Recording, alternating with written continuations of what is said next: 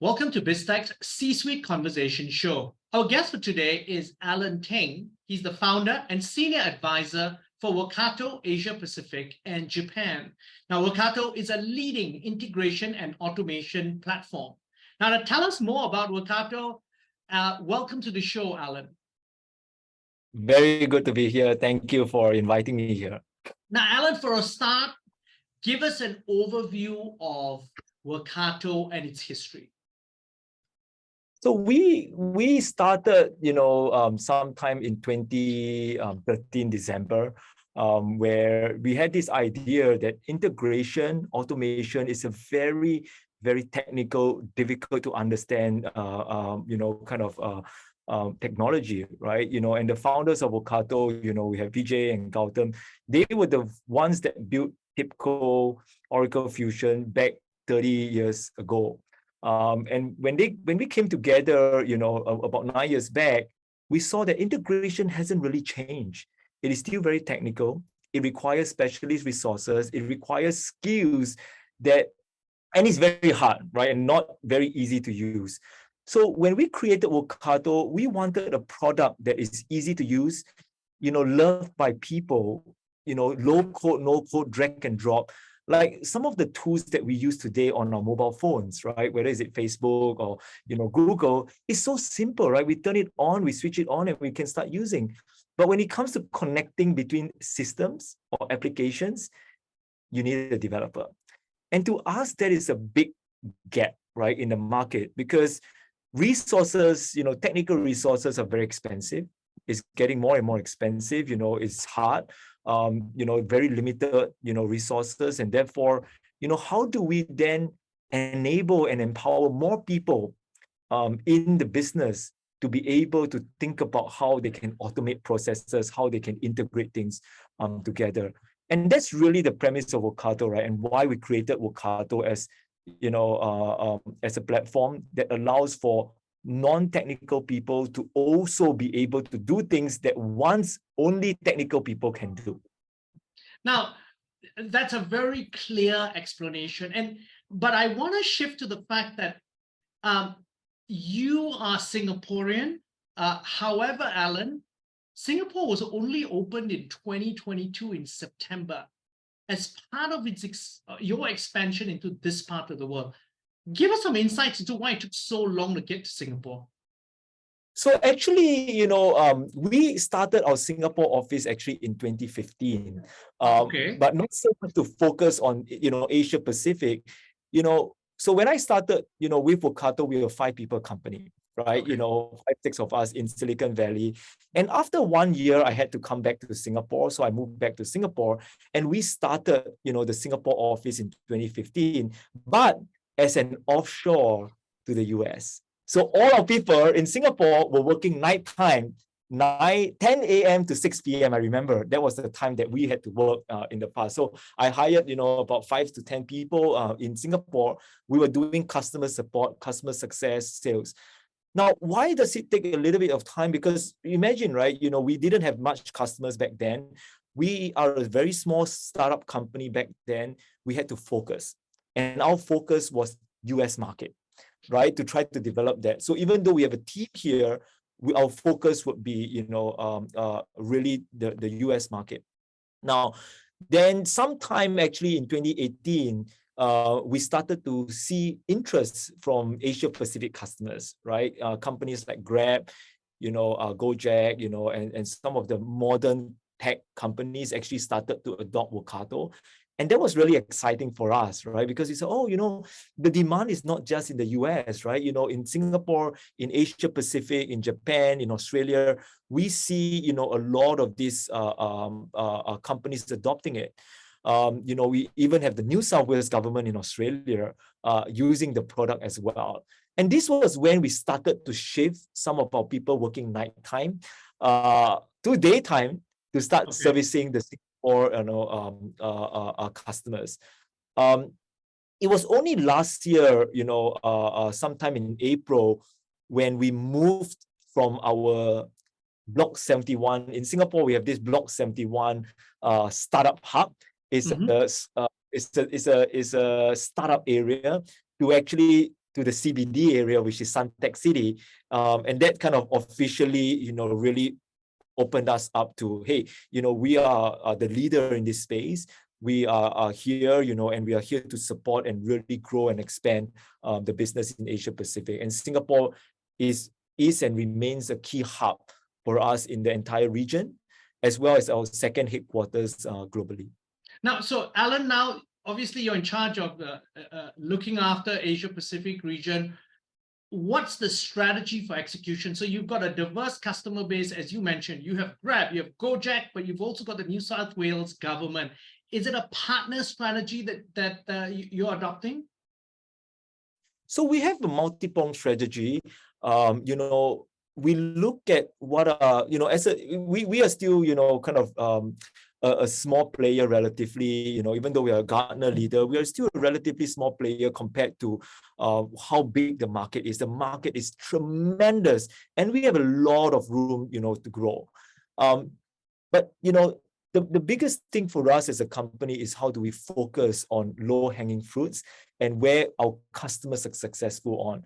So we look at what are some of the customers that are using Workato, where are they successful in? And then we double down on that. So for example, software technology companies are our number one, priority. And that's because they are usually the early adopters. Then we look at companies that are manufacturing, and some key industries that are really forward-thinking in terms of cloud adoption, forward-thinking in terms of low-code, no-code, forward-thinking in terms of how they adopt technology, and that's how we focus on, leveraging our strengths in terms of where our customer is at right now, and focusing on helping enable that ecosystem to be really successful. Okay, so I'm going to take your point up then, Allan, because it's about helping your customers and following your customers and helping them be successful. Because if you don't automate, you actually risk falling behind the curve. And both you and SG Tech recently conducted a survey and a study entitled "The State of Digital Automation."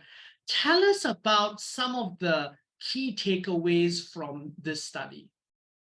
So I think we did this study with SG Tech because we know that automation is important. Everyone talks about it, but we wanted to know how many people actually put their, really kind of leverage these kind of technologies to do that, right? And where is it important? What is important, to them?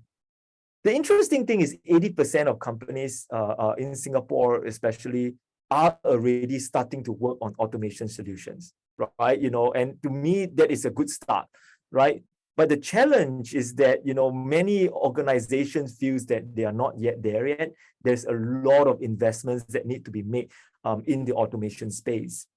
And also there's quite a few hindrances in terms of what are the areas where automation, becomes constrained, right? So more than 33% of our respondents actually responded that, hey, automation is important, but we have challenges, right? And the challenges are around resources, right? We want to automate, but we don't have enough people to automate. We want to automate, but our stakeholders don't really understand the technology and therefore is a little bit afraid of investing more. We want to automate because it is so technical and so complex. We embark on this and we cannot get it done. And this is the crux to why many automation, so even though 80% of companies actually embark on automation project, many of them actually are not very successful, right? Because it's very technical. You require a technical team to actually go ahead to solve this. And many of the companies that we interviewed actually talked about it as one of the impediment or hindrance for that scale. This is actually why Workato exists in the first place, right? How do we simplify the conversation, right? How do we make it as simple as using your mobile phone, your mobile devices, so that you can do it on the go, right? And the simplification is going to help companies be more successful in automating more processes, more things that they can do, you know, and the other thing regarding resources, right, is every company already have resources, but maybe we are not looking at the right kind of resources, right? You know, in terms of, instead of hiring a technical team to do automation only, we believe that automation needs to be a mindset. It needs to be part of the culture. So if people in HR can do their own automation, in finance can do their own automation, then every part of the organization can actually embark on this journey. You are not looking at, oh, I need to hire more resources to do automation. You're looking at, how do I enable and upskill every single person in my organization to now have an automation first mindset? And that is the game changer here, Brian. So Allan, actually, as you were talking about this, one of the things that I was very cognizant of was the fact that in reality, government also plays a role in terms of adoption, and Singapore government in particular has a lot of grants to encourage companies, whether it's SMEs or whether it's large companies, to go the automation route. And you're spot on, because low code or no code solutions like yours actually can be tackled in bite-sized projects. So instead of going for a big bang solution, which everyone thinks about, and we all are guilty of that, actually the solution is, can we do, as you pointed out, can we just do HR automation first as a guide, and let me show you, hey, actually it's really that simple with all the resources that you already have. Just spend X amount of hours a day, and then you'll figure it out. Yeah. And the beauty of this is upskilling, right? Your employee feels happy because now I have a new digital skills, you know, not just my domain skills, right? And I think that is the whole beauty of you know, the world that we are in today. It is that, you know, we simplify things, right? In the past, everything needs to be coded, you know, technical skills. Now, even non-technical people can do the work. I can tell you, in Workato, the person that does all our HR boards used to be a merchandiser at a supermarket chain in Singapore. We hired her, we trained her, we gave her the tools, gave her the skills. You know, she was hired as an office manager, and today she was frustrated because she had to do a lot of requests by employees. She used Workato to build a simple chatbot and say, hey, if you want to request, please submit it to the chatbot. And then, you know, it helps them to automate the process. So she was thinking of how she can automate her work away so she can spend time on things that are more valuable rather than things that are mundane, you know, everyday tasks. And that is, and you're spot on, right? It's about thinking through your processes and automating the routine, repeatable, and mundane tasks so that existing employees can focus on revenue generating and higher value added roles. Exactly. Yeah. So I wanna ask you, Allan, and go back to the state of digital automation. So that report, you talked about Singapore. What are the findings across the Asia Pacific region? Are the results similar to Singapore's, or do we have a wide disparity across the region? So when we did this survey with Singapore SG Tech, the focus was Singapore only. So we only surveyed mostly Singapore companies. But what I found, right, you know, in my, you know, last 9 years of, you know, helping customers across the region, we have customers all over the region, right? In Indonesia, in, you know, Malaysia, you know, from small companies, you know, from food and beverage company, all the way to large, you know, conglomerate companies. I think the intent, you know, with a lot of these companies are very similar, right? We want to make things simple. We want to automate processes. The difference may be in the how we actually do it, right? You know, because the skill sets may be a little bit different in each of the countries, each of the regions. And that's why platforms like Workato, low code, no code is the great equalizer, because it doesn't matter what kind of skill set that you have. It does not matter, you know, the skill set that you have, you know, because the technology now is simplified, it's easier to use. Any kind of skills that you currently have can be built upon. And that's why the great equalizer, if you see in some of these research that we have done, you know, low code, no code becomes a very important part to equalizing the skill gap that many companies have. right? And therefore adoption of tools like Workato, adoptions of tools that makes things simpler, adopting a CRM, adopting a HRMS, like a HR system, will simplify processes greatly. Now, and I hate to say that we've sort of exited the pandemic phase where a lot of people had to work remotely. People are going back to the office right now.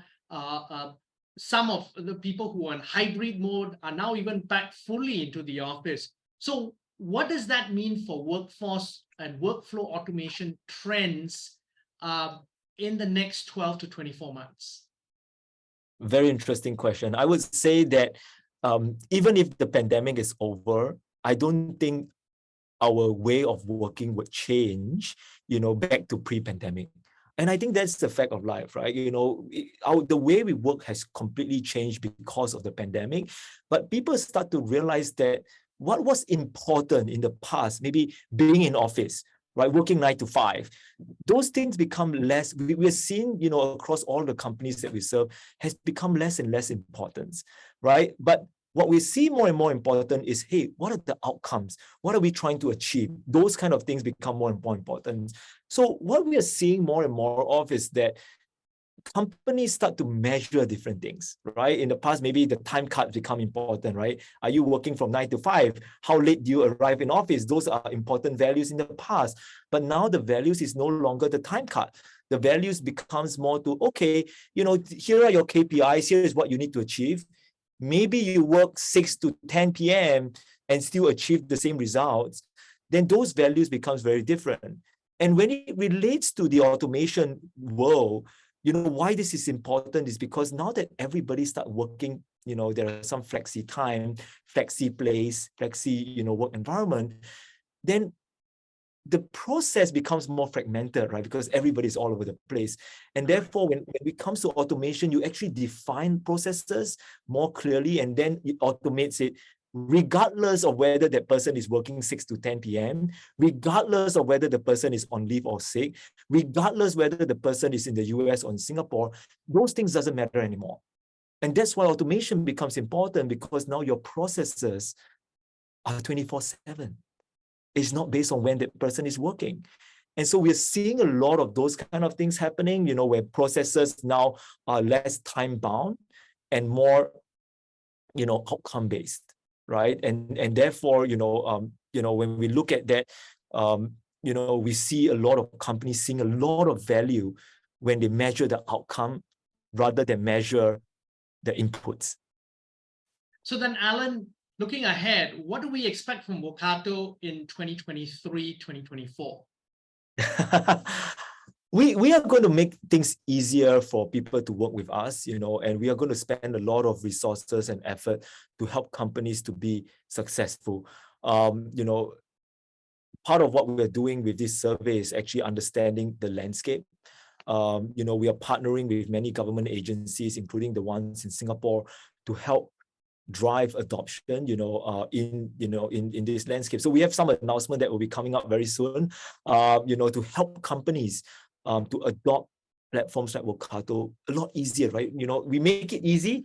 Now, how do we lower the barriers even further, right? Because if automating processes can become like downloading an app, then I think everyone can automate their processes, right? So what we're doing right now is really simplifying things further, providing, if I go to someone in HR, instead of them having to think about, oh, what processes should I automate?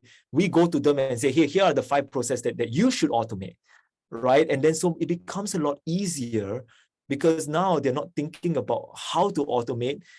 The only question is when to do it. Because we give them a blueprint and a roadmap of what they need to do step by step to achieve the outcomes and the goals that they're trying to do.